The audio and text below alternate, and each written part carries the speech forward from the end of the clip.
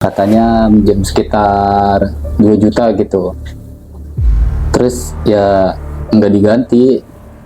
Habis itu dia bilang, kata dia, gua udah terlanjur nyebur gitu, susah buat lepasnya.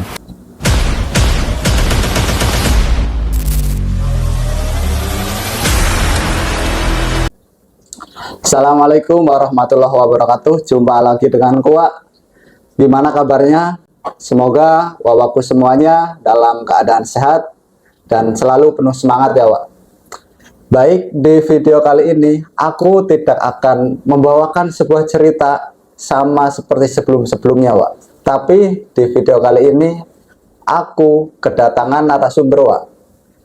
Nah, narasum ini memiliki cerita dan dia akan berbagi ceritanya di sini. Baik, di sini ada narsum kita dengan Mas siapa? Rizal. Mas Rizal. Mas Rizal, gimana kabarnya? Sehat? Alhamdulillah. Alhamdulillah. Mas Rizal ini tadi perjalanan dari mana ya? Dari rumah sih. Lancar kan ke sini? Alhamdulillah. Ya. Mas Rizal ini memiliki pengalaman tentunya seputar judi online yang akan dibagikan untuk sahabat-sahabat wawaku semuanya. Silahkan Mas Rizal. Sebentar, sebelumnya bukan pengalaman pribadi ya, cuma sih sebenarnya pengalaman ke teman, tapi ya mau diceritain aja gitu, tapi tetap nggak bisa menyebutkan nama temannya. Oh iya, nggak apa-apa, nanti namanya disamarin ya Mas ya. Iya. Ya, silahkan.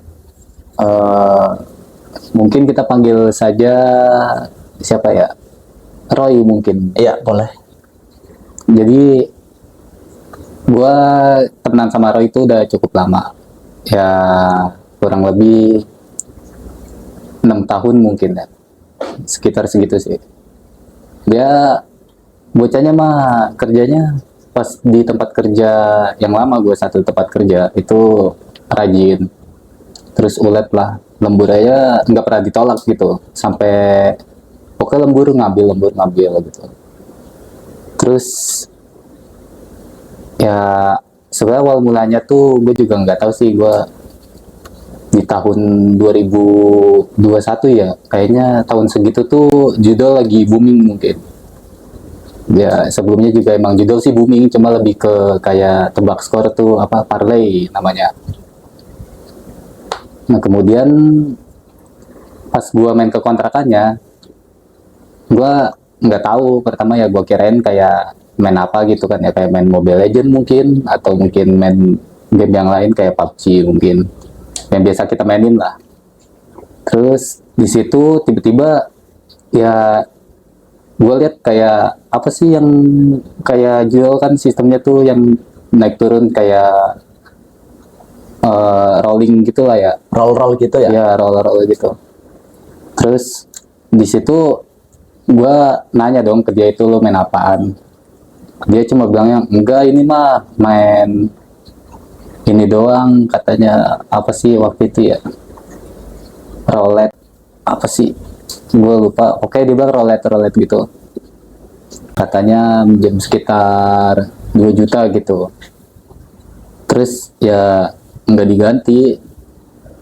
Terus yang ya udah kan, gue percaya aja karena gue nggak tahu kan tentang judul waktu itu.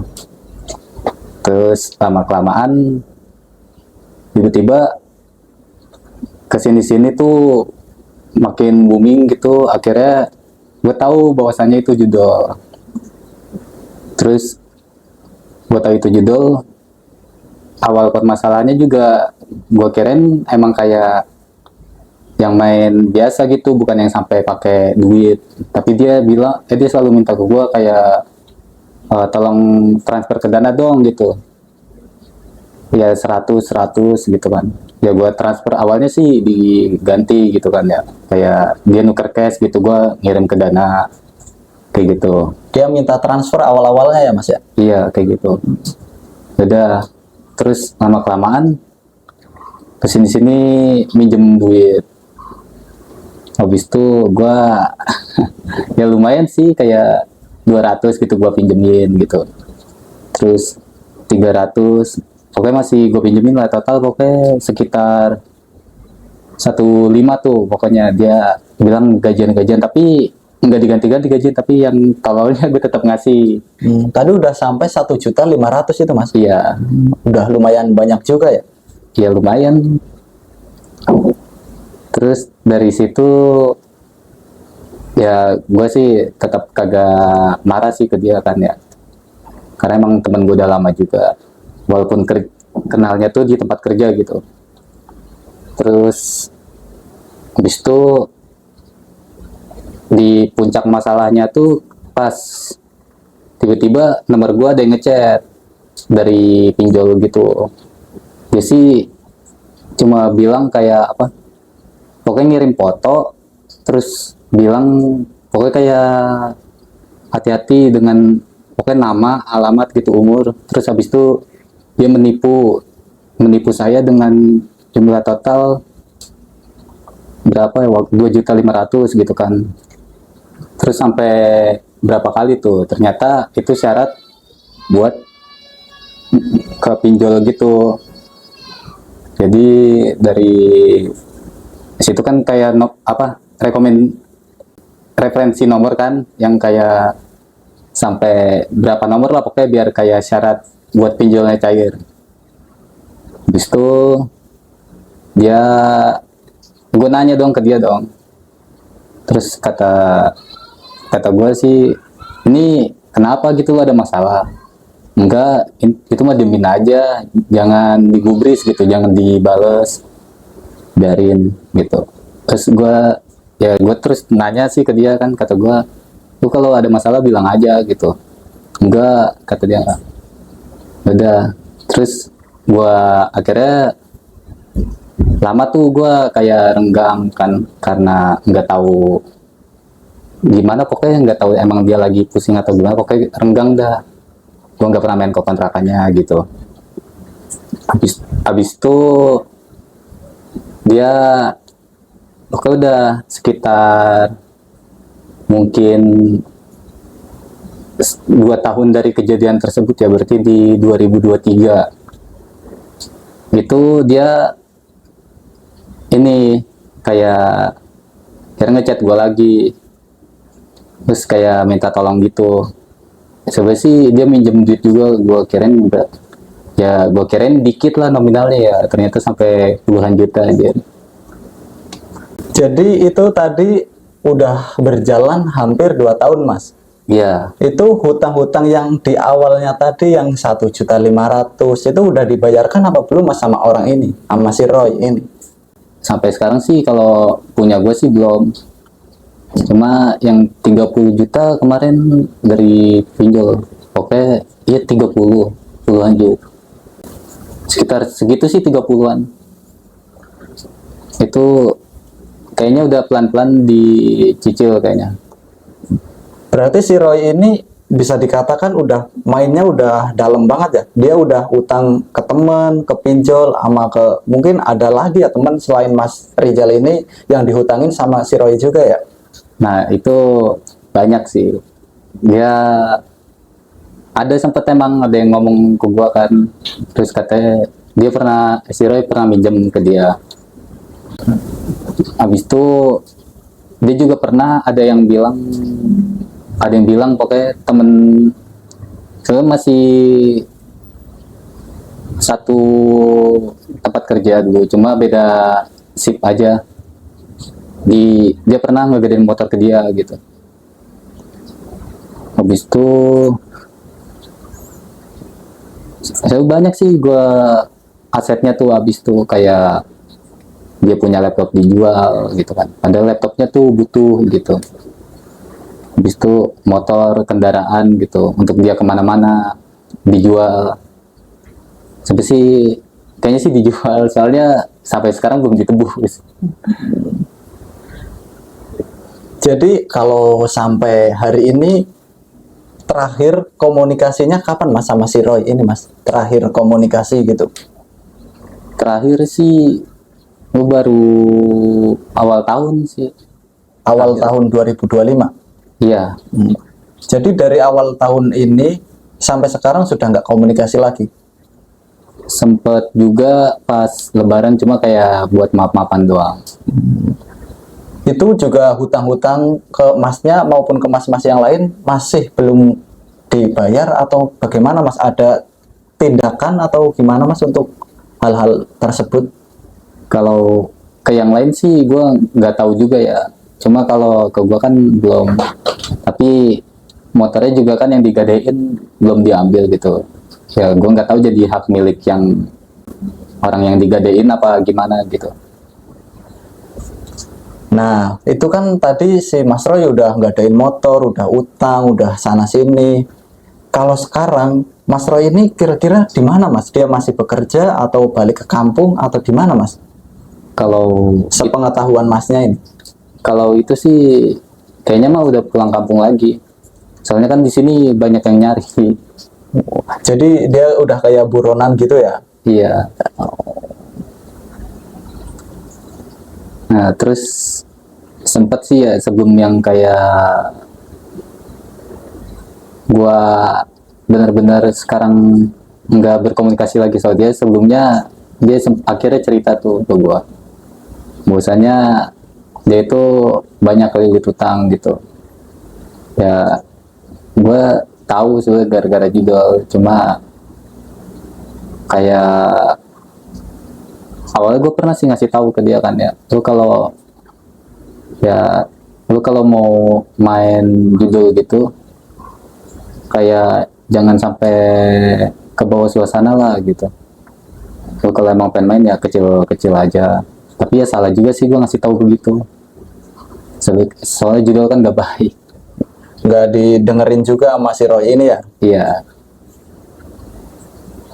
Habis itu dia bilang, kata dia, gue udah terlanjur nyebur gitu, susah buat lepasnya. Kayak habis itu dia juga ngomong kan kalau asetnya gitu, terus semua gaji dia tabungan udah habis semua buat nutupin utang yang pinjol itu. Tapi sih itu belum cukup buat melunasin yang semuanya, soalnya belum yang kayak pinjol-pinjol resminya tuh. Itu yang sampai total 30 juta itu yang nggak resminya, yang pokoknya total 30 juta. Yang resminya sih gue nggak tahu, tapi kayaknya mah gede. Dari sepengetahuan Mas Rijal ini, Mas Roy, temennya Mas Rijal, itu sampai saat ini masih bermain nggak Mas kira-kira atau sudah berhenti? Yang terakhir gue ketemu sih dia berhenti. Udah berhenti ya Mas? Iya. Nah, ini nih teman-teman, untuk teman-teman semua yang masih bermain judi online, yang sering aku sampaikan nih, semua pemain judi online ini pasti akan hancur, dan berhentinya juga ini karena semuanya sudah habis. Seperti temannya Mas Rijal ini, Mas Roy, di mana dia sudah banyak hutang, sudah pinjol, sudah menjual semua aset-asetnya, dan juga sudah pulang lagi ke kampung halaman karena di sini sudah banyak yang nyari, ingin nagih hutang. Mungkin Mas Roy ini di sini sudah banyak tekanan ya, jadi dirinya ini pulang kampung. Pulang kampung juga di sana nggak ada penghasilan ya, hutang-hutang di sini. Jadi yang barang-barang awalnya ini digadaikan oleh Mas Roy ini ya udah dilepas aja. Mungkin orang sampai saat ini nggak ditebus ya Mas ya? Enggak. Ya itu iya. udah nggak mampu loh. Ya.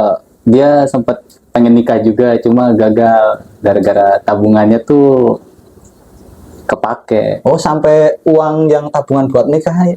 Iya. Oh, itu sampai juga diambil untuk judul Mas? Iya. Lah ini sering banget disampaikan, yang udah rencana, yang udah direncanain buat kedepannya aja, asetnya, tabungan uang miliknya Mas Roy ini udah sampai keambil untuk judul. Nah, sampai sekarang Mas Roy udah nggak pernah ada kabarnya lagi, dan orang-orang yang dihutangin ya mungkin Masnya sebagai orang yang dihutangin gimana Mas rasanya Mas?